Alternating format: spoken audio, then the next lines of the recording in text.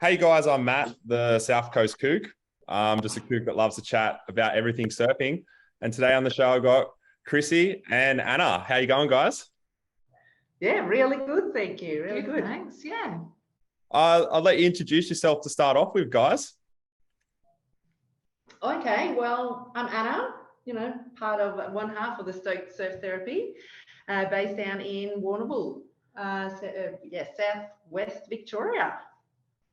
Yeah, and I'm Chrissie. I'm the other half. I'm Anna's other half. So how long have you guys been surfing for? Oh, I have to say 12 months. I'm very new to this. I'm a pre-surfer still. I'm a beginner surfer. Yeah, Anna's been introduced to surfing through the creation of Stoked. Yeah, I am a boogie boarder though. I do like to boogie board, but surfing only for the last 12 months. Oh, that's amazing. Like, has this program showed you like the benefits of surfing? It definitely has. Yeah, it definitely has, and that you can start at any age, and it doesn't matter, if you haven't surfed your whole life. So yeah, it's all about getting in the water and, having a go. Yeah. She just needs to toughen up because she doesn't like surfing in winter, which is a problem. Yeah. So she needs a warmer wetsuit, a thicker skin, and booties and a hat, and then I'll be good. I reckon I've probably been surfing for maybe like 7 or 8 years, I think. Okay. Yeah, so I moved to Australia from Scotland about 10 years ago, and then I picked up an Aussie surfer. Then I was like, this is cool, and then I spent like a lot of time sitting on the beach watching him surf, and that was really cool for about 2 weeks. And I thought, this is rubbish. I need to learn how to surf. So yeah, probably about 7 or 8 years maybe. Yeah, nice. And what boards are you guys riding? I ride as big and fat as possible, so make me float. What boards do I use, Chrissie? I have no idea. Yeah, so Anna's on the 8-foot foamies. Yeah, That's the sick.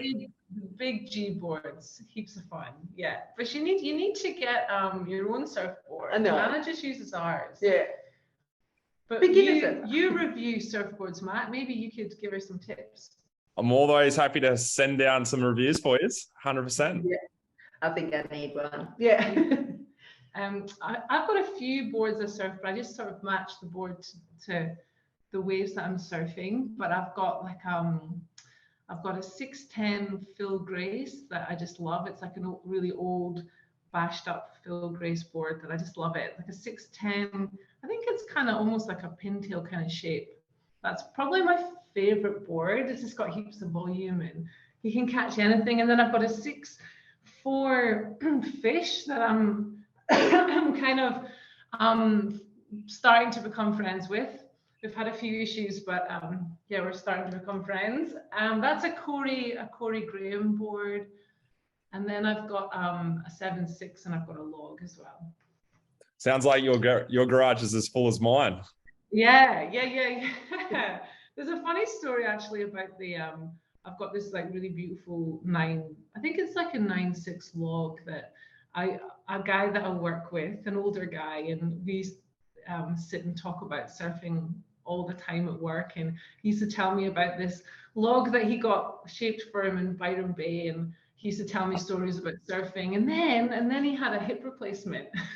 and then like I didn't swoop in too soon, but I remember like we were chatting and I was like, oh, like, you should probably sell me that log because you're not going to need it anymore. And he laughed.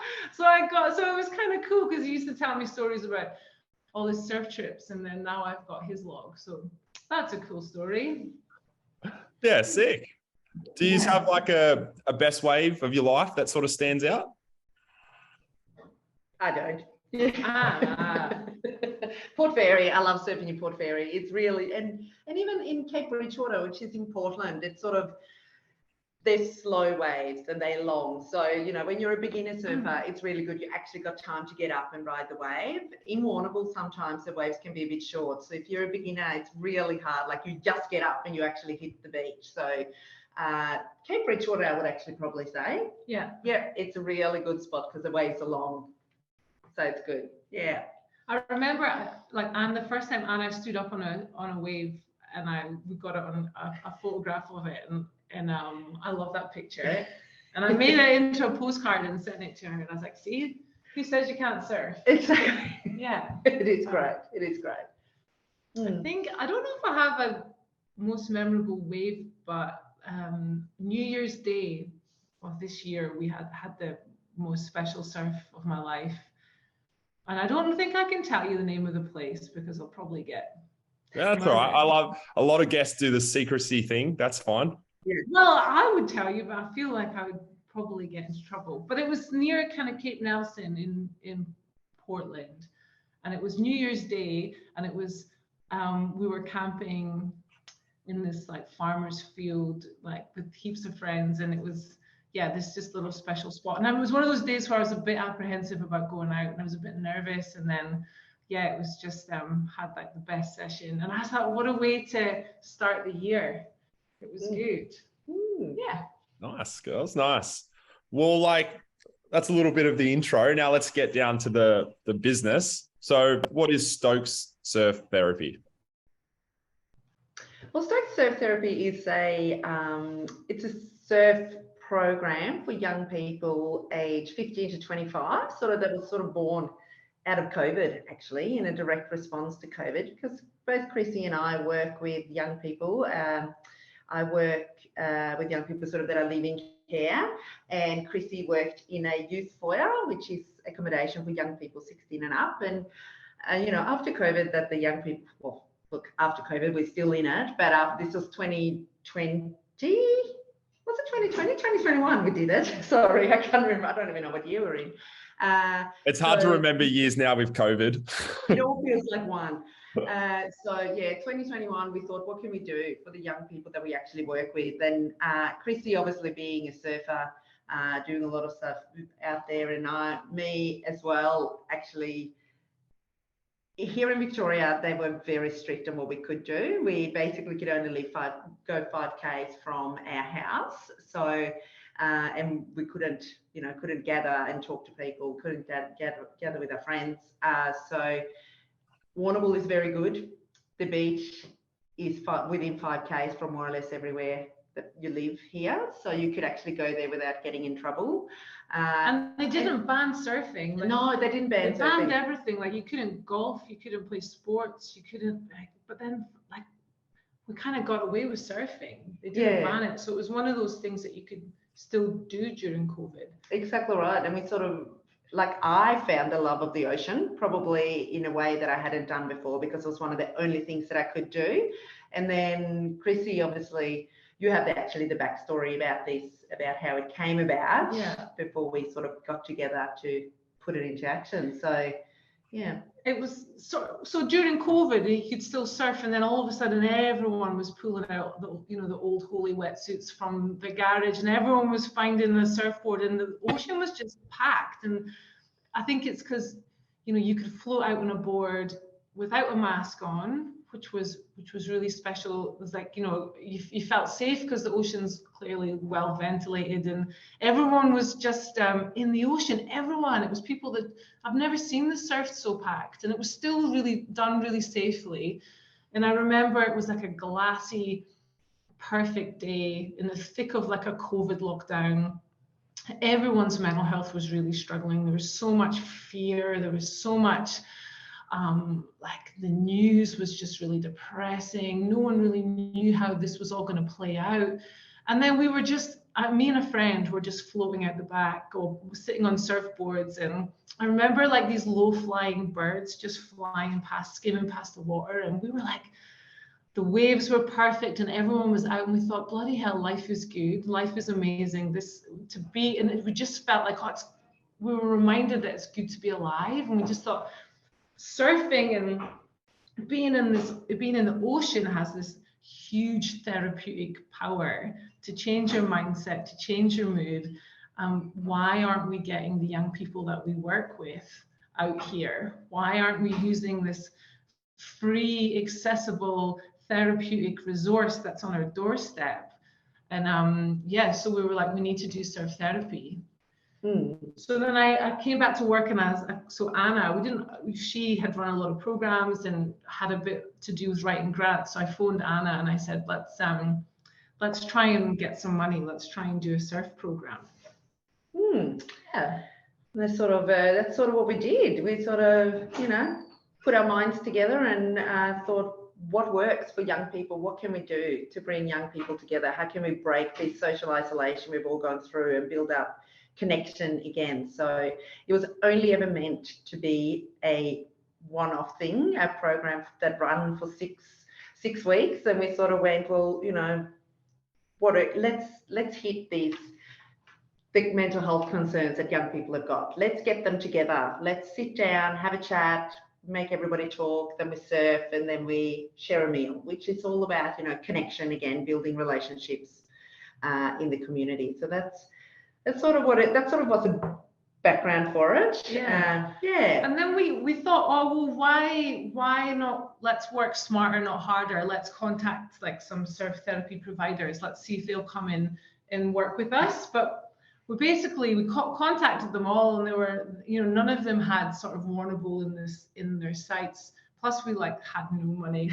we had pocket money. So when we were like, well, hang on, we've been working with youth for years. I've been a social worker for a long time. Always worked with youth. We work for this organization that's so well connected. We're like, let's just design our own program. Let's look at the research, look at the evidence, look at other models. So we came up with this concept. Our framework is yarn, surf, eat. And in those three kind of parts, tick so many boxes of what we were trying to achieve. So the yarn part is when the young people come to the session. So before the surf, we get in a circle and we have a yarn. So we yarn about mental health or drugs and alcohol or healthy relationships or a connection to country, all these different topics. And it's only half an hour, so it's quite, it doesn't go on too long. And then we have people with lived experience come and share their stories. So for instance, we've got Joey, who's this really cool surfer. He's a young guy, he's a doctor. You think, oh, bloody hell, he's got it all, but he's got this mental health journey. So he comes and he shares his story, and he talks about what his warning signs were and what the triggers were and how he got help. So he's really, really relatable. He's a surfer, and so he's one of the guys. Maybe. Yeah, what else do we have? Well, we do, different, with the connection to culture. We have got different stuff. So we've got this really cool, hip, amazing, very talented artist that come in, and she does different things for us, where it's about telling our journey or talking about home or what community means, and we painted surfboards with her. Yeah, we did. People shared their stories, and she taught us about Indigenous symbolism and what the symbols mean, and then how you can use these symbols to kind of mark your pathway or your journey, and then we all had a go at doing that ourselves. And we've got Amy who comes in. So she has a business, and it's called Dry But Wet, and she was she shares her story of being a bit of a party girl and being a bit wild, and how that kind of turned into a bit of a dark pathway. So she's had her own journey of alcohol issues and how she got help, and now she's like a really cool connoisseur of non-alcoholic drinks, and she's kind of made that into her career. She's cool. Yeah, and we do, healthy relationships, which is, what is a good and a bad relationship. And it's, we not just, partnerships with even families, and discussing all those different bits about that. So we got, we bring in lots of different practitioners and specialists in their areas who talk about anything that actually concerns a young person today. And we get the young people to kind of tell us what they want as well. So the topics that they're interested in learning about, they'll tell us and they'll guide us. Yeah. And then, yeah. So And that's then the yarn. That's the yarn section. That's Yeah. the first bit. And it's also like a bit of a carrot, like you kind of dangle the carrot, because it's like some, you know, you want to learn how to surf, or some young people are just like, oh yeah, I just want to get, you know, free surf lessons for 6 weeks. But we're like, okay, but the deal is, you've got to talk about mental health and other issues, and it just really breaks down the stigma. Well, we're trying to break down the stigma of, you know, it's good to talk about mental health. Let's all get together and talk about our triggers and our warning signs, and let's explore coping strategies and tools. And yeah, so it's good. Yeah, 100%. Like I said to you at the start, I'm a massive ambassador of mental health, and I feel like everyone should have the opportunity to like sit down in a safe space and chat about it. And with the added bonus of going for a surf with a bit of salt therapy after it, it's to me, it's a winning combination. And like I said, I'm stoked to have you guys like talk about what yous are doing. Yeah, and that's exactly right. And then, after we do that little chat, then we get in the water and then we surf. And I think something that's very important and probably stands out a little bit with our program is that we do, we have community mentors, so community volunteers that are part of our program, so which is local surfers, or it can be school teachers, or it can be anyone. But for the initial program, we just put it out to the surf community to get some mentors that were willing to hang out with young people and sort of share their knowledge, but also connect them with their local community in different ways. So they sort of come along. So it's like a mentoring program, but it's not a formal mentoring program. It's more about an informal, we just get together and you might have a connection with someone, and, you know, after you've done this chat, then you get out and you surf together. And the mentors are there they can be there to help push the young people in the water, or they can be there to high five them when they're getting up, or they can actually be out there catching a wave with them, you know, everybody catching a wave. So it's just a very natural, you know, relationship building activity. So because we do have a partnership with a surf school that sort of helps, you know, that provides the surfboards and all those things, and like Go Surf in Port Fairy, and they, you know, so they actually do the teaching, I guess. But, you know, some of these young people have been previous surfers and they just need the confidence to get out again. But the mentors are just amazing the way they're part of it.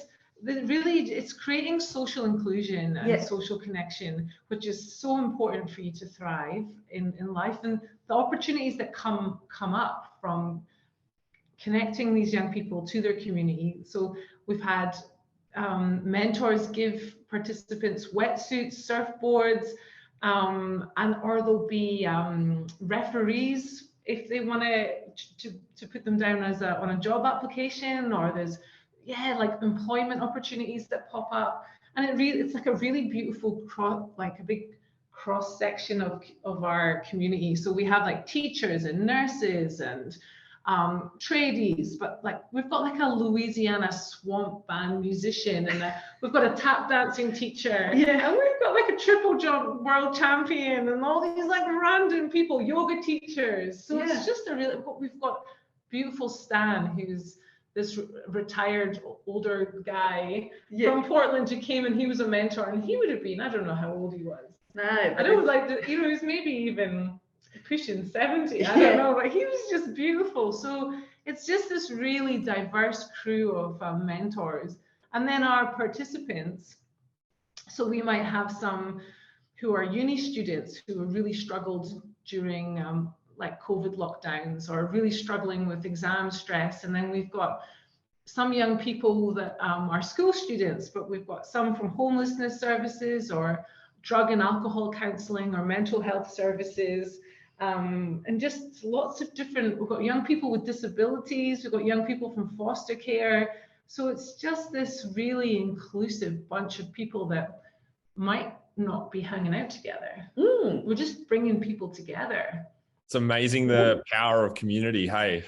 That's exactly right. And I think we had a quote from a young person who did a program who said something like, I bump into mentors all the time, like down the street, and they tell me like about new surf spots, and they asked me how I'm going, and it made her feel really, really happy. Yeah. So the participants obviously are really like engaging. They love this. It's not so clinical, so they have more of an opportunity to sort of feel a bit, you know, relaxed, if you would. And that's it. Yeah, we don't put any pressure on them. You know, when they come in, you know, if they want to have a chat to someone when they come in, they can, or if they don't want to get involved, like it's just a, you know, when we get together in the room, but then also when we get in the water, like it's no, like it's not about standing up on a board. It's more about being in the water. Like I have had sessions where I'm just standing chatting to somebody in the water for an hour, where you're standing there talking next to each other. Sometimes we're holding on the surfboard, and other times we don't even have a surfboard, where you're standing there and just having a chat, you know, which is all that kind of stuff. But then also, you know, we really do celebrate catching a wave, you know, that's the kind of stuff. But it's not the pressure that you have to. You don't have to be the best surfer when you're finished. But we also, you know, we have got that, they have got the option to progress.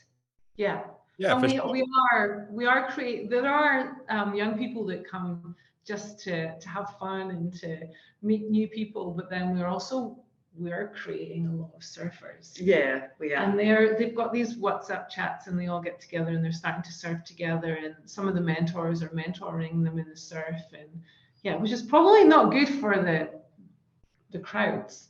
We're creating all these new surfers. Surf's going to get really busy. Well, that's it, because you know, we do have, like when we do run our programs, it's quite amazing actually coming down to the beach, because you will have 30 people in the water. Like you don't very often have 30 surfers together in the water, so it actually looks really, really cool when you see everybody heading out with their surfboards. You know, we have so many people stopping and going, what are you guys up to? You know, we're going, well, this is Stoked. This is what we do. We've got 30 of us heading out surfing together, and it's, you know, each program, and we've run 7 programs now, so you know, just we've created 107 new surfers.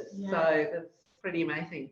So my next question would be, obviously you don't have to know how to surf. This is like a learning experience. And if these new surfers are coming in, Anna, are you like feeling that sort of connection because everyone's learning together?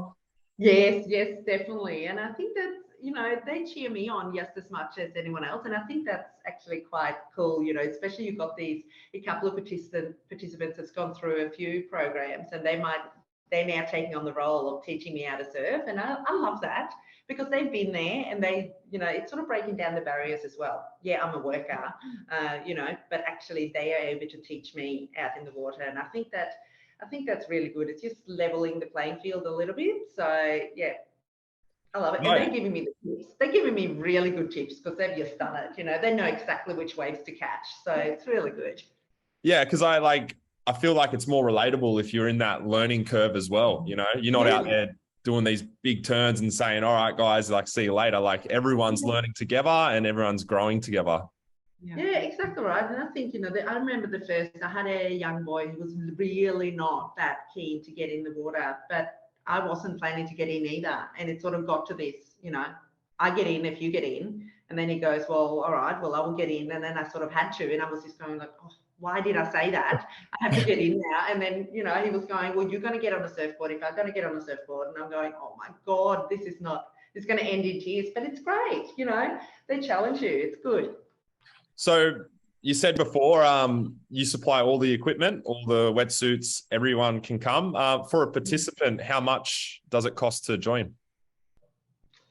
Zilch. Nothing. Free. Yeah. So we used to have no money, but then we wrote a grant application, and we got some federal government funding. Yeah, gave us a lot of money. So we went, oh my God, what do we do with all this money? So now we've got to run so many programs. Not that much money.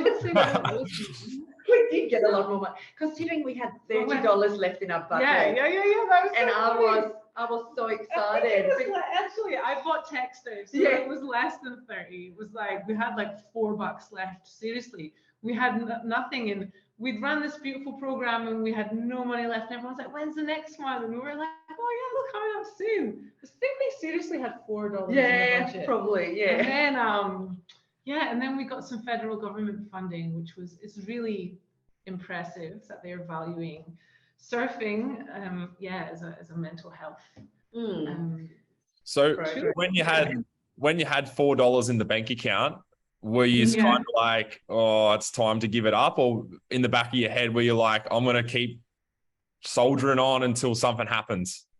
Yeah, we were just going, we can't give this up. We were talking to everyone we could. Like anytime you see somebody in the street, we were going, oh, we've been running this program and it's really excellent. It's really, really good. And, we were starting to probably get a little bit of, people with influence were starting to listen to us a little bit.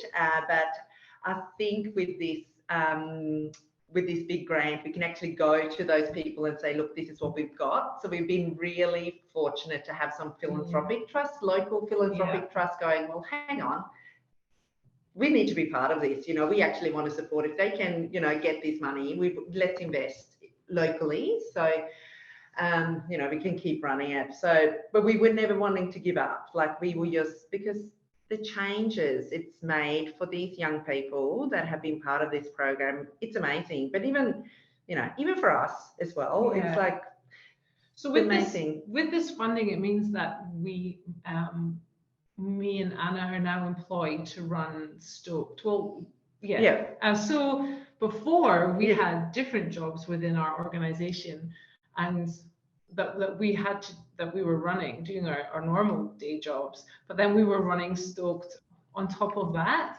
which was just so much work. And our managers and our bosses were saying, how are you doing this? Are you working too hard? We're like, no, we're fitting it all in. It's totally fine. But we weren't. No, we weren't. We were not. We were just like working so hard, and it was just taking up so much time. We were squeezing it all in, and so we worked really hard. And so to get this money, to be like, oh, we can actually do it properly now, and we can invest the time and effort into to grow it and see how far we can take it. And just taking the pressure off of actually chasing that money, because I do think probably the last 3 programs we sort of we kept on getting a little bit of money. We constantly spend our time grade writing, let's just see if we can get that little one and that little one. So, it's good. It's but we were never going to give up. Yeah. So you're based in Warrnambool, like you said. Is there a plan to expand out, or is it just build the programs, keep them bulking up and sort of see where you go?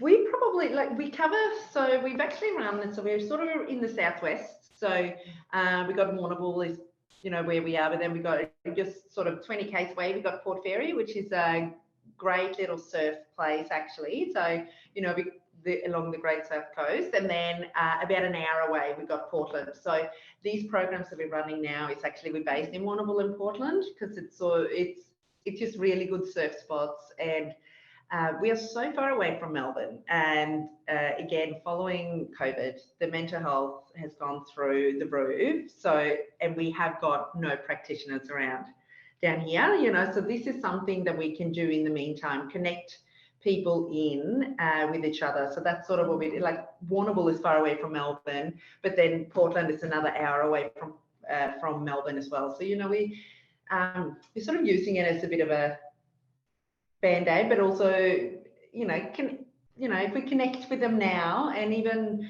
for the young people that attend our programs, they are getting connections with other people in the community that might be able to support them with different, that we don't know. Like, we are learning things. We're connecting with people that we didn't even know provided services for young people.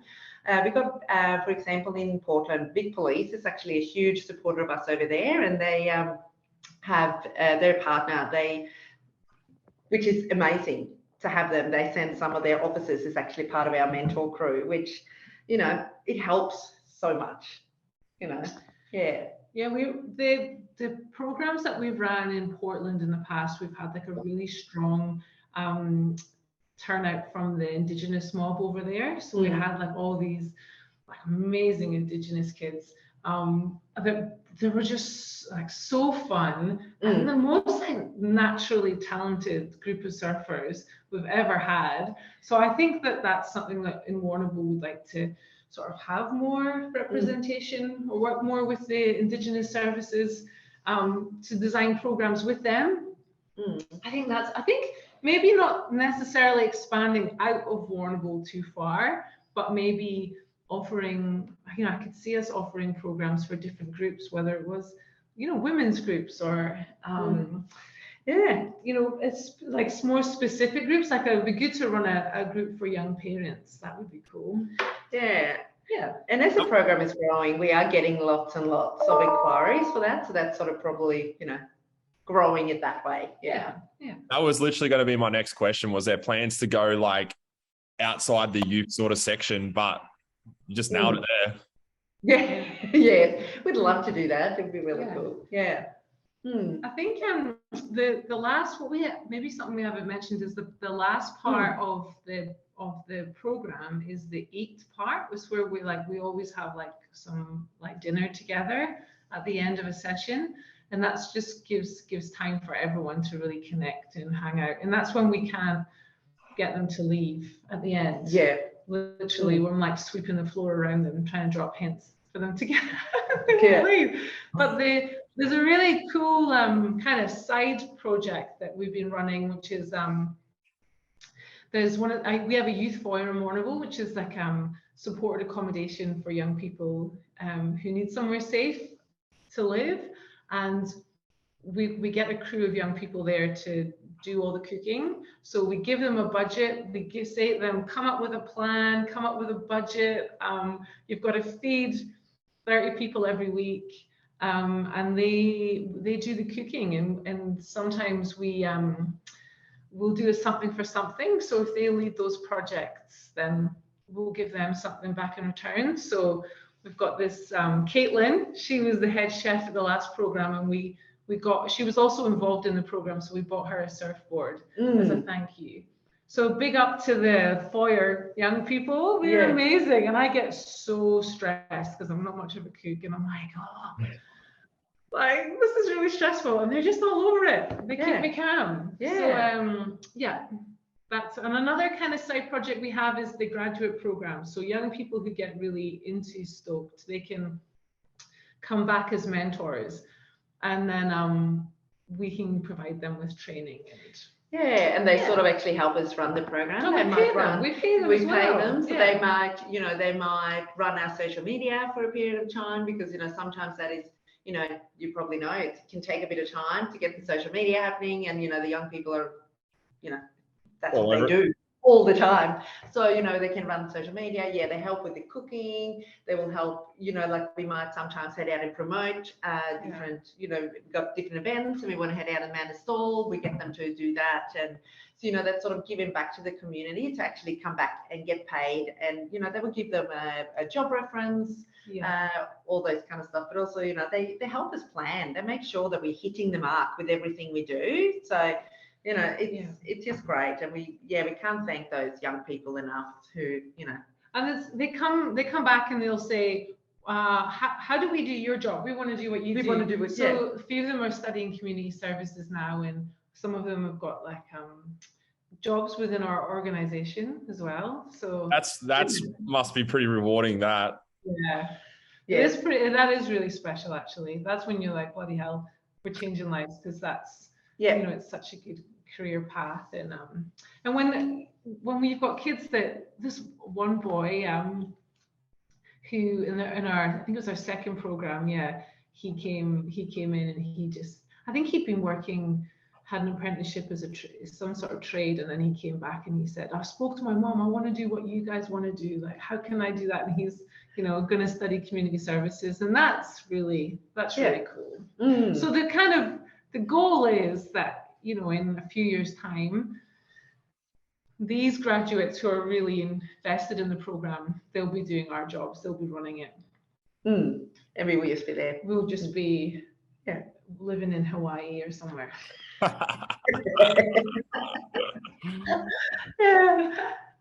So what's the biggest learning that you've had since starting this program? Oh, biggest learning. That is a big one. I assume that Anna would be surfing for you. Oh, well, yes, very true. You're never too old to learn to surf, that I think, Yep. You know what? Leave your, yeah. I feel like whether or not you have a good time or the quality of the session is not weather dependent, because sometimes we rock up and we look at the waves and we think, oh my God, and it's big and dumpy or it's raining, and it never stops us from having a good time. No. So I need to stop looking at the report. I need to stop thinking like, oh no, it's going to be onshore and awful. Like, because it never bothers us. We felt like in autumn, we ran our first ever like kind of colder month program. And one day we had like a thunderstorm, or was it like sunshine, rainbows and thunderstorms all in the one session. And it was just the best. There was just this feeling of like calmness and I was like, wow, this is like a special session. Remember that? Yeah, I do. Yeah. So the weather, it doesn't make a difference.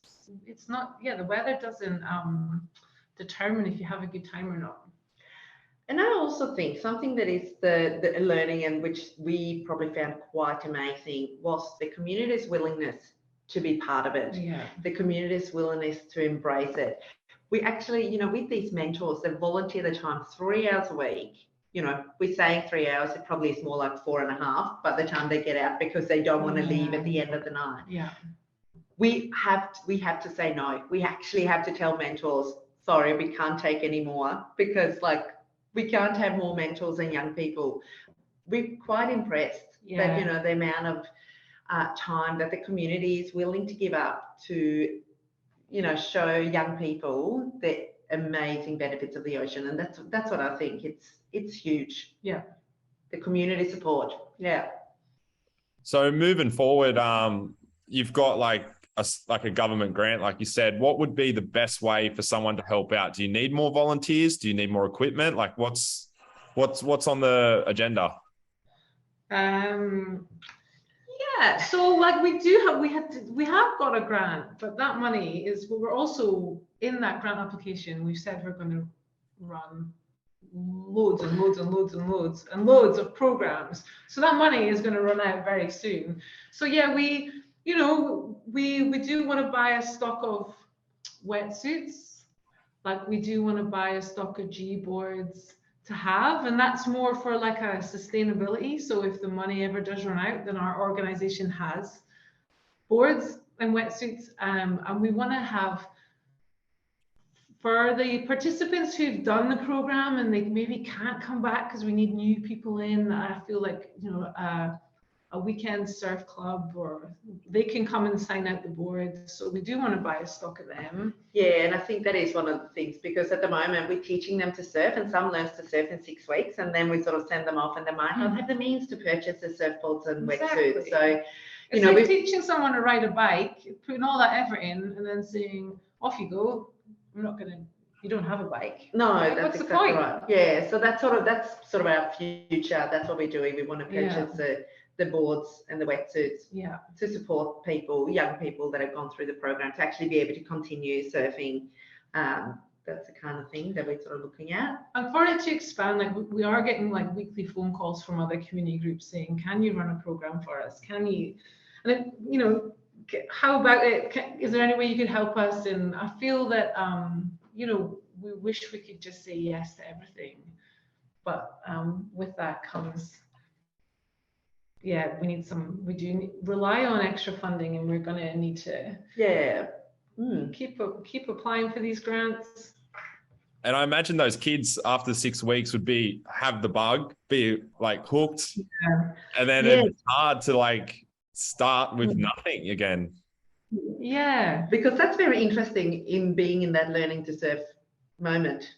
It takes me, it's taken me 7 programs to learn to stand up. We have these young people, they stand up in the first session. I don't understand it, but after 6 weeks, they are really good surfers. Yeah, so that's the thing. Yeah, they are really good. So maybe developing a program that's like, even if it was like a monthly social surf, where we get some volunteers and some people with the relevant water safety qualifications to have some kind of social surfs. Yeah. Okay.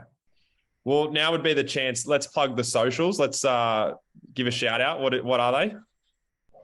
Yeah, well, so we got Instagram. Basically, we just on Instagram at the moment. So it's Stoked Surf Therapy with a couple of underscores. Stoked_surf_ therapy. Yeah, get on that. And we've also got our website, which is under Brophy. So www.brophy.org.au/stoked. That's also, they can see everything on there. So yeah. So you touched on it a little bit, but what's planned for the future? Oh, I think for maybe surf camps. Surf camp. So I was so with this new role at Brophy with running Stoked, getting my foundation level surf coaching certificate was part of the deal. So I've been really, really lucky to just go and do my 20 hours of practical experience with a surf school in South Australia. So there's a guy there called Kingo, and he runs Kingo Surfing, and he takes these camps up to the Eyre Peninsula. Have you ever been to the Eyre before? No. It's amazing. So this place called Venus Bay, and it's like the most like rugged coastline you've ever seen with no one there, all these really remote waves, and he runs these camps there. And I was lucky enough to go and do 20 hours of training with him. And in those 4 days of just like, in the water twice a day, just away from devices, campfires every night, connecting with like all these people you wouldn't normally connect with. I just came back and I was like, I just feel like I've done 6 months therapy. Like, this is amazing. And it's just, so I reckon to camps, to get them away, in nature, away from devices, campfires every night, in the ocean every day. I think that's something I'd like to develop. So if anyone is keen to to go away on some rugged adventure, Kingo surf camps, you should look it up. And you can just fly to Adelaide and then you can get picked up, and it's a 7-hour mission from there. But it's just, it was so therapeutic. It's couldn't recommend it more. Yeah. Sweet. Yeah. Well, I've got one last question for you guys. Thank you for giving me some of your time, but what does surfing mean to you? Good question. I think surfing to me means being, completely, left to the environment, what do you call it? The elements. And you feel free. You actually feel really free out there. That's what I have to say. Yeah. That's what surfing means to me. I think you leave your problems or worries or everything on the beach when you're out in the water, because it's so much else taking over when you're out there. Yeah. Freedom. I reckon Anna's right. For me, it just means freedom. Like, don't get me wrong, I have a very good life. I'm very, very lucky. Like, I'm a mum, I've got a partner, I've got a really good job, I've got I'm not short of amazing friends, but there's that mental load of life that's like, it can get a little bit monotonous sometimes. You're just doing the kind of same things. You do the washing, let's put the slow cooker on for dinner, you take the dog for a walk, you go to work. And for me, like, surfing is just when, like, it's almost like someone just opens the gate and says, on you go. Like, you've got a couple of hours. Yeah. And you've just got this freedom where we're all wearing these black suits, all with like disheveled hair, out bobbing in the ocean, all looking the same. And it's just like that complete freedom in that just unplugging from life and that mental load. And I feel like you also like reconnect with that inner child, when you catch like a really good wave and you're paddling back out and you can't stop smiling and you're giggling, and it's just to kind of that playfulness that sometimes can be missing from life a little bit.